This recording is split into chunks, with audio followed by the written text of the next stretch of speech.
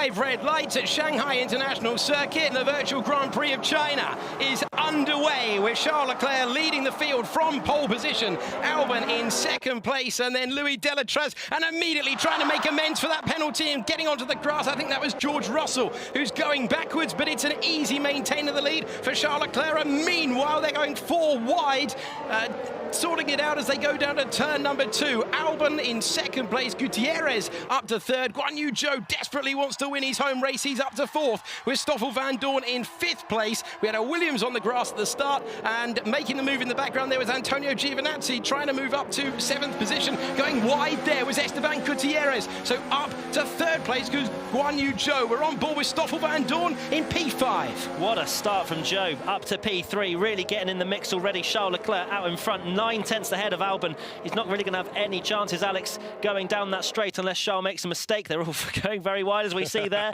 gaining as much time as they possibly can. Oh, that's Carlos Sainz into the wall on debut and heading to the back of the pack. The damage is reduced, so he'll be able to get going again, but Sainz dropping it, and that's real disappointment for him on debut. As we come on board with the postman, Ian Poulter, who had a little bit of a grimace there as he went wide through that right-hander, but great to see him running in P12. He was running in P12. And we've got Esteban Gutierrez getting past. I think we can check in with Ian. Ian, can you hear us? I can hear you. Oh, well, that was a bit of a rude move from Gutierrez. Yeah, it was a bit bullyish, wasn't it? No, I didn't like that at all. We'll have a word with the stewards for you. And Ian, how are you finding it so far? You seem to be working the wheel pretty heavily right now.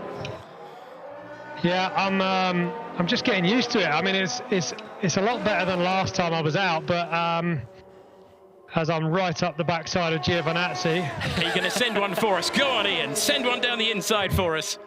Oh. I don't think anyone's ever scratched their nose going and making an overtaking move on Formula 1. That's amazing. So Callum Ilot's got a penalty, and Poulter's got the inside line, and he's got the position back. Nicely done and there. By Russell as well. So Russell gets past, and Poulter up to 13th. Ian, it looks pretty frenetic. We're going to leave you to it as we go back to the track action. Great, I'm loving it. Getting the wind now. Oh, right in amongst it now. Come on. Good luck, Ian. Let's have it. Oh, no, he's gone down the inside. Damn it. So lap 11 of 28, and I believe we can check in with the driver you're looking at the moment, Thibaut Courtois, to find out how things are going. Thibaut, can you hear us? Yeah, I can hear you. How's it going so far? You've got cars absolutely everywhere right now, but you must be pleased with your race so far. Yeah, a bit bad luck on the start because of cars, and then suddenly I scored. Fortunate because otherwise I had a decent start, but now it's going quite well. Yeah, running, to box in a bit. Running in the top 10, but yet to make your stop. What's your aim for the rest of the race, apart from to keep as many drivers behind as possible in this moment in time? We can hear you banging down through the gears right now, Thibaut. Yeah, just trying to fight against those guys, and I don't know. We'll see how my pace is on the hards, and then I don't know. See where I can get in. Well, thank you very much, Thibaut Courtois, for checking in mid-race. So many big names taking part in this 3rd virtual Grand Prix of the year so far. Carlos Sainz now in the lead because Liam Lawson has come into the pits. So Albon has got slipped behind Charles Leclerc. 0.3 of a second the gap now, and the battle for what will be the race lead now in favour of Charles Leclerc, getting back ahead. But there's a lot to be resolved here. Carlos Sainz yet to pit as we go to another battle. That is a sweet move from Esteban Gutierrez with the better tyre life, and now with 6th position. Fantastic move. Danny Rick-esque, sending him one way, going down the other. Lovely move. Correa doing a brilliant job in P7. Very much on the pace on this F1 game. Don't think he's played too much of it, to be honest. I know he does like a sim, but running on those medium tyres at the moment. George Russell, will he still be livid after those penalties? Not sure, but he's running in P8. I'm sure he'd definitely want to be higher up the field, as he is on the pace with Charles Leclerc, as I mentioned earlier, maybe 1 or 2 tenths back. And that is probably not the cleanest move he's ever done. Pretty rude stuff from George Russell, barging his way past, but I think that probably is reflective of his mood right now.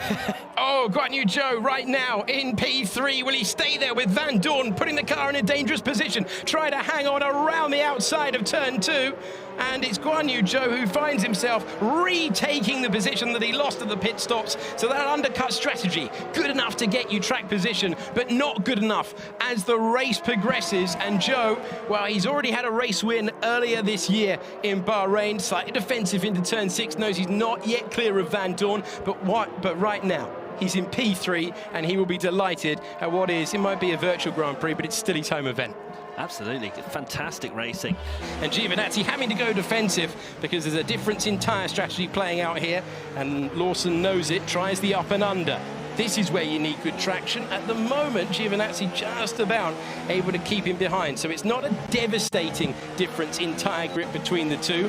But as you can see, the Italian driver, expecting to start his second season in Formula 1, really struggling to keep the F3 hotshot behind, and it's brave to go all the way around the outside, but that's exactly what the Kiwi is trying to do. Doesn't quite have the room, and now tries to put his car in the middle. They bang wheels once and twice, and still Antonio Giovinazzi stays ahead of Liam Lawson, and all the time that Lawson is doing this, he can't use that tyre advantage to catch others ahead. Still, we go down to turn number 6 with this not yet resolved. Giovinazzi with the older tyres, but with track position, and Liam Lawson from attacking the Alfa Romeo now finds himself looking in the mirrors and falling behind Nicholas Latifi. You can have as much of tyre advantage as possible. If you lose talent, then there's nothing you can do about it. So Liam Lawson, unfortunately, although still side by side with Latifi up the inside, gets that position back. Will he get the traction out of that double left-hander? It looks just about like he's going to hold on, but will he get DRS? He won't. So I think that he could lose a position again to Latifi, and with Carlos Sainz flying in the background. This is not easy at all. This is just so much fun, but more pressure than what I experience week in, week out. What has been the most difficult thing for you picking up this game? Because you do a lot of sim racing, you have your own sim rig, but F1 2019 is a completely different ball game. What have you found the most difficult picking up the game? Well, it feels a little different to the other game I play. I mean, it's just these guys are so quick, and then you think you're okay, and actually you're rubbish. So I think it's managing the expectations and the disappointment of guys like this guy that's right behind me right now.